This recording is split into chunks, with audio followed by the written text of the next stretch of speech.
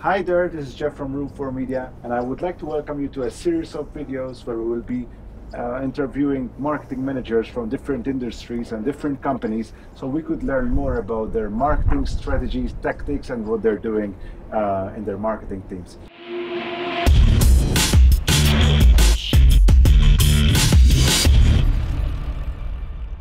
So the first person that we would like to interview is Camilo.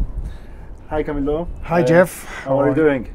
Fine, thank you. Great. Thank you. So Camilo, could you please introduce yourself, the company that you're working with at the moment, the technology that you're with? Sure. Okay, well, hi everyone. This is Camilo Ruiz.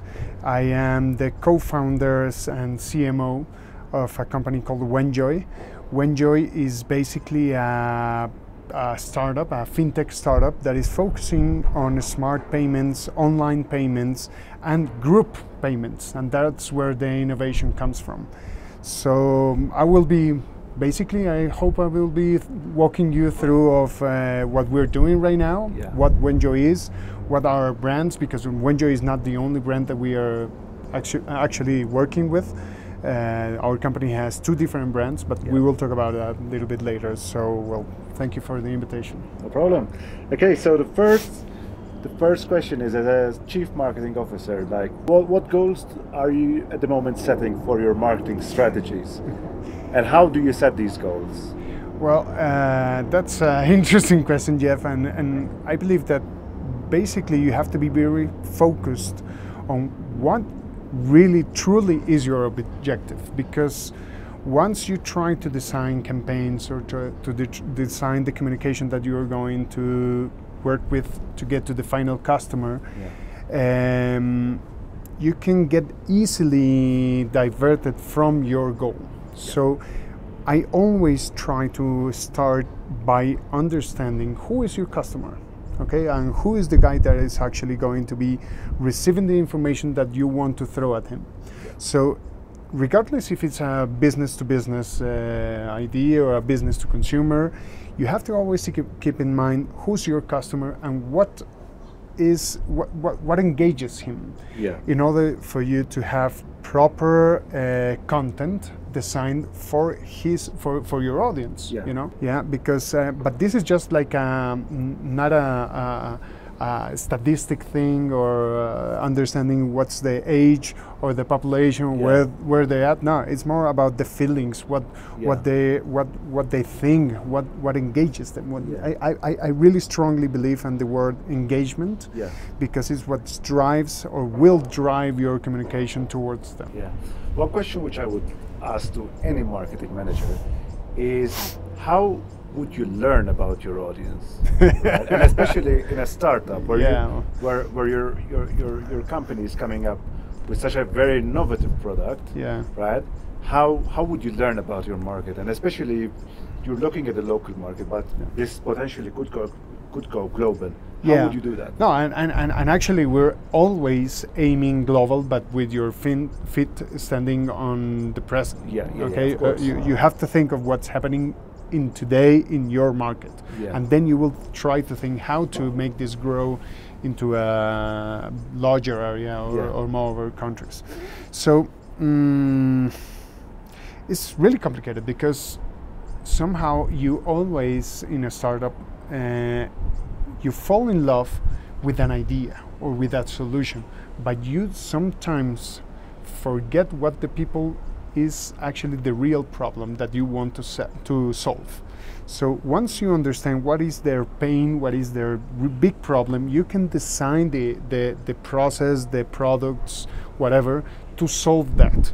But it's not the idea. Sometimes you have to fail to truly understand what is going to drive you for a success. So it's a tricky question, because what I would like to say that I've been learning the most is not to fall in love with an idea. You have to fall in love with the problem, and that would give you the answer to it. True. So would you say that, like, you come up with, you do all what you have mentioned, right? You launch, and then you analyze the behavior of your audience? Exactly. You have to understand, and you have to hear what your customer is saying. if their pain is not being successfully fulfilled or successfully solved, in that moment you can rethink how are you going to solve this problem for this guy or this audience. If you are not paying enough attention of what the market is saying to you, that would be very hard, because you will always be thinking about your idea or your solution, but it's probably not the proper solution to the problem that is on the market. So you have to really pay attention to your customer and to the market. The market is wise, you know. So maybe many marketing managers, and including myself, will like to think that we know everything. And that's not true. We have to understand that the only truth is what the market is throwing to you. You know nothing, okay? What you need to learn is how to hear the market saying what they need for a solution and what's their pain. Because once you understood completely their pain, you can easily come with a solution. If you're not understanding their pain entirely, you will never come to a proper solution, or maybe not a complete solution. Yeah, that's true. That's true. I fully share that that thought with you. In terms of content marketing strategies, right? I know that you guys have already launched your product, right? Correct. Is that correct? Have you launched? So you launched your product, and how are you getting out there? Like, what does your content strategy look like? Once again, it depends. Because, for example, we have two brands. We have Wenjoy, that is like the bigger umbrella brand. But when we started like in 19 months ago, and we launched ArmaTuVaca, ArmaTuVaca.com. ArmaTuVaca is basically a platform so you can do money pulling with your peers, and with your friends or your family or whatever. You can buy a gift together, you can do whatever you want to do by pulling money from others, okay? So in that way, just to give you an example, we were reaching a final customer, like really young customer that is thriving for the digital tools to make their life easier.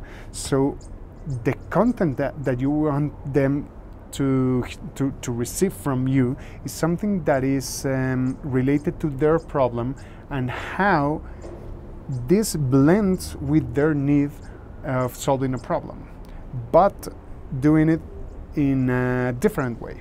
For example, I would not say, okay, you can do the same as you do in a bank, but in my platform. That's ugly, you know. That would not give any engagement to the people. What you like to understand is, okay, who's my customer? What drives this this guy or this group of people? They want something that is cool, something that is trendy, something that will help them to do money pulling, for example, for a concert, going to a concert. Okay, so you have to engagement through the concert, through the emotional message behind the message.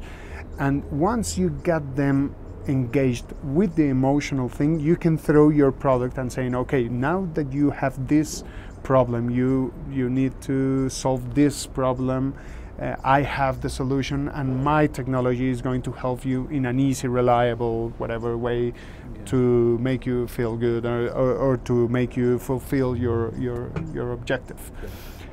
It's a little bit different, because once you're talking to a business, to another company, for example, in the B2B business, you want them to understand that your product is giving you a better perspective, or more profitability, or more customers, or more leads than the other one, because you always have a competitor. Sometimes your competitor is not exactly doing the thing that you're doing, but it could be used for the same solution.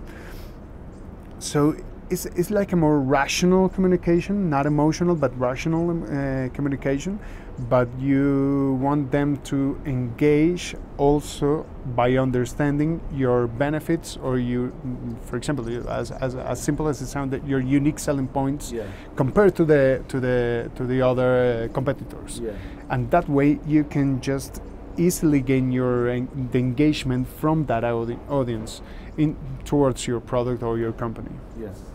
Well, one question which I always wanted to ask you is, you've had a very famous video on Facebook, which is the kind of, I don't know if it was self-shot or how you did it, but I saw quite a lot of engagement on social media with it, right?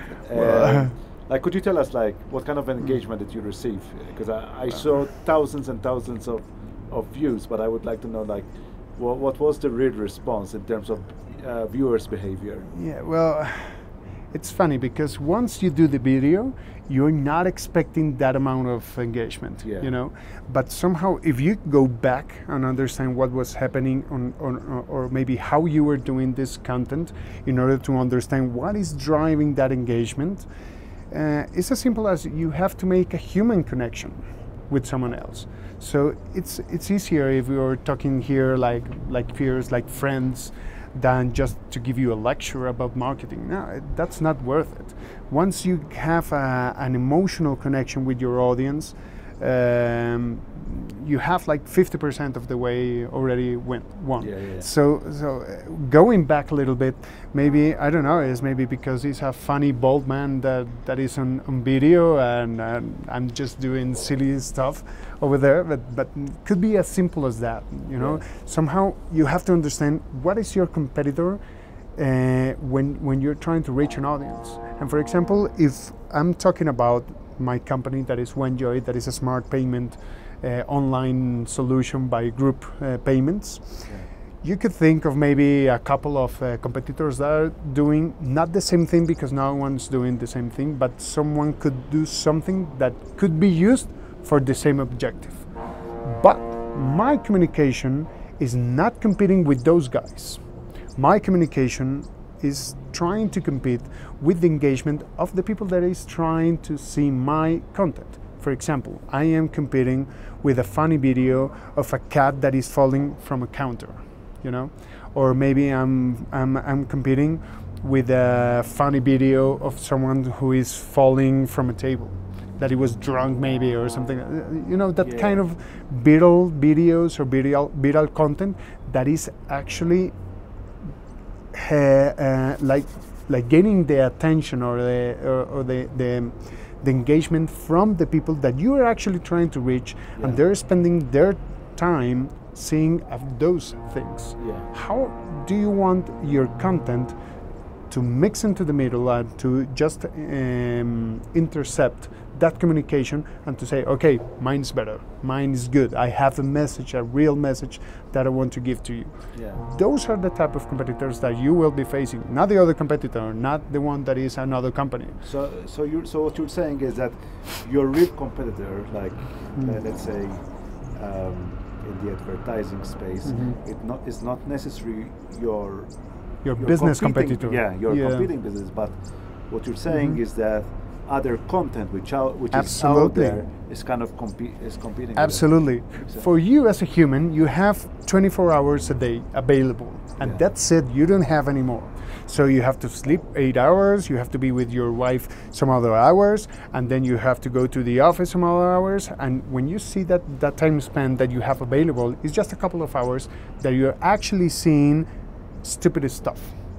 Okay? So if you just have like 2 hours, to be honest, not even 2 hours, but just 1 hour a day for you to consume the content, who is trying to go for that hour? You're competing with Netflix, you're competing with Facebook, with Instagram, with the other social networks, with the model that is posting a really nice picture, with the Victoria's Secret fashion show, and everything that you want to see. You're trying to reach for that time, that little span of attention from your customer to really get a message from you. It's not the other guy that is the other business. They're also trying to do the same. But there's a lot of content out there that you're trying to compete with. How are you going to make yourself relevant, and how are you going to be smart enough to make your content be to have a better engagement for your final customer than the other content. That's really interesting, actually, because we come across like several clients that just want to focus on selling themselves, you know, like putting their message across. But the smart thing that we need to start looking at is how are we going to embed those messages within much more entertaining content, right? Yeah, I always to say kind of subliminally push your agenda.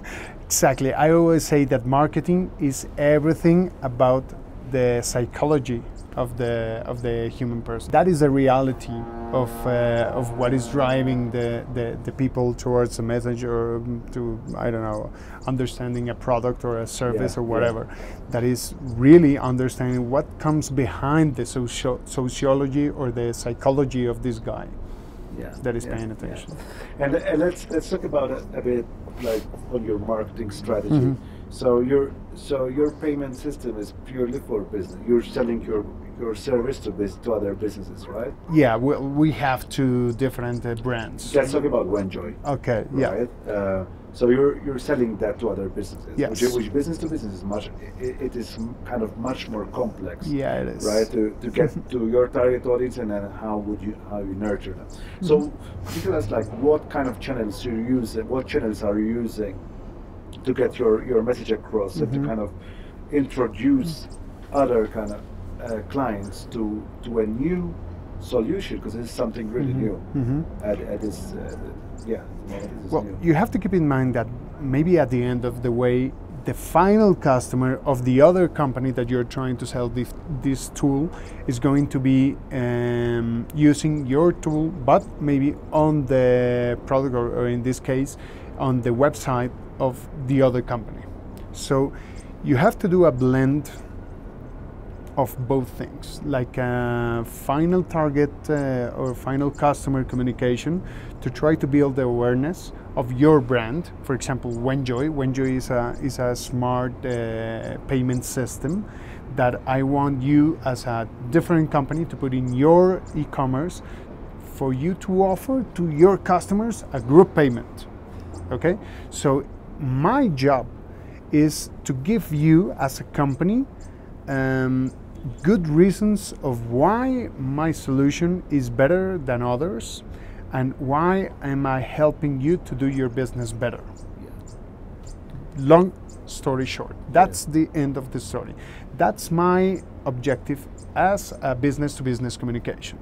So it's a rational communication, but what I need to build as well is to go to the final customer that will be using or buying your products from your website and saying, okay, we also have this that is called Wenjoy, that is a smart payment button, and it's amazing. You have this experience, it's different because of why, and they have to like to trust in your brand, because once they go into your website as the second company website and they see Wenjoy, they say, okay, I've seen this before.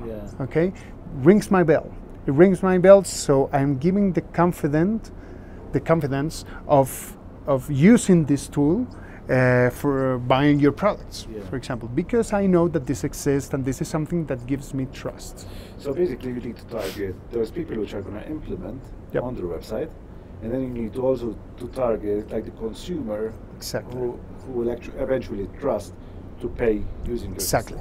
But the difference is that the guy that is going to use this tool in their website, I need to address them as a rational way, because I'm making their business better. I'm helping them to have more leads, to have more customers, to sell more, to sell a higher ticket, or in terms of numbers, and directly how am I improving their business or reducing their cost. It's the same. Makes sense. But the other customer, the final customer, is how am I going to show them that my solution gives them a different experience when buying something online, for example. And when talking about like targeting consumers, right, which eventually will press your button, right? Are you trying or would you consider maybe using influencers marketing to Absolutely. to kind of start generating that awareness and that Yes. confidence in your service? I really think that maybe one of the biggest trends in marketing nowadays is influencer marketing. I really strongly believe that this is something really, really important, because now, well, for example, if we're talking right now and I say, okay, Jeff, you're going to buy a car, I can give you the best argument of which, in my perspective, is the best car. And maybe because we've been friends for so long, you will trust me. Yeah. But that doesn't mean that I have the final truth about what's the best car for you to buy. But my opinion is important to you. So you are giving more importance for what I'm about to say about you buying a car, that if you go to an expert that you don't know and no one will ever know, like in a close relationship. So you try, or psychologically, you don't know it, but you're believing more in me that you're doing in an expert. True.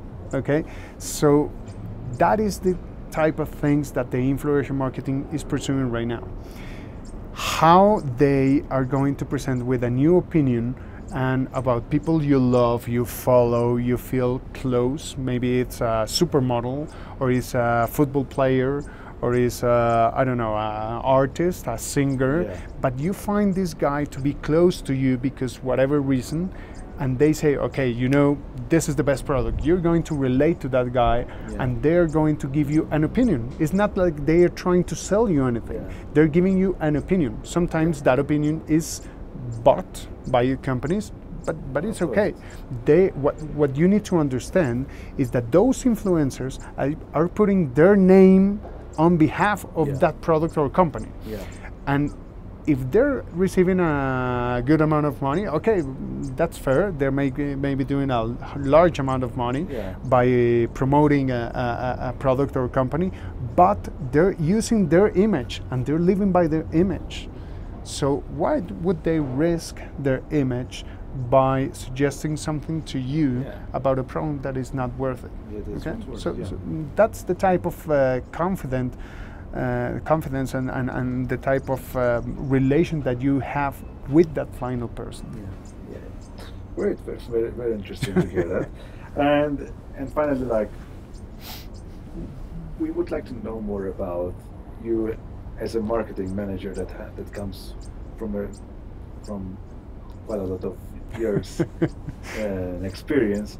Like, but how do you see like the near future in terms of trends? What should other marketing managers or content creators for marketing things like we do, what should they look out for? I always have a saying that is, after work we're all generals, you know, so it's quite easy to say, okay, you have to focus on this and this and this, but you have absolutely no idea how this is going to work, you know. But what I've seen from my experience and what I'm seeing for understanding and seeing how the market actually is performing right now and the marketing tools are addressed right now, I really strongly believe that once you understand of course, who is your customer, who's your target audience, but to focus where are the people now is different, because people a few years ago, people were consuming content, for example, on the TV or radio. They're not doing that anymore. They're not even going to Netflix to consume content. They're just seeing, for example, a movie or whatever, but there's no advertising in Netflix. Have you seen it? There's none, absolutely none. But people are still going over there because it's more like what they want. They want entertainment on demand. Okay, so if the trigger or the key behind that is on demand, how are you going to intercept that type of needs from your customer? Okay, and for example, influencer marketing is amazing for that, because people is actually following this guy.